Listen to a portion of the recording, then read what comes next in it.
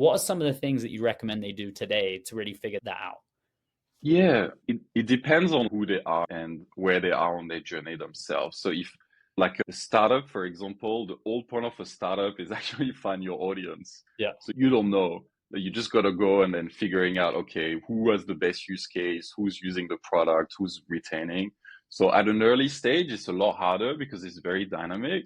But as soon as you get to a mid stage to larger stage, like company, you have to go back to ICP and persona.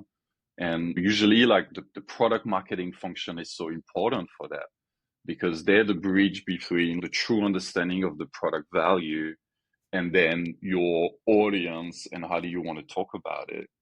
And what I found and worked really well at Canva, and we talk about content, is we have what we call like a motion structure, where at the strategy level, when we plan, we have a triangle between a PMM, a growth person, and a content person, and we design the strategy together, and then the content group takes over in terms of the execution, and then part of growth handle the distribution, and obviously we look at that. But I would say go back to the basic, which is what's your ICP, who are your persona, and then the classic, what's the value prop, what are the use case, what do you sell to, and just going through that exercise sounds so silly, but it's actually really hard to nail it.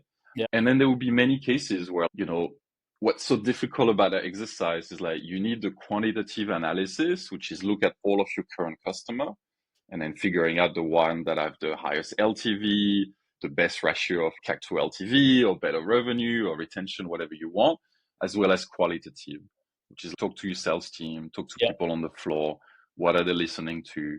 And where it gets really interesting is when you marry the two, you realize that sales knows a lot, but sometimes it's anecdotal. And the data will only tell you so much until you really go deep into the why, which is why, you don't have an AI for that just yet.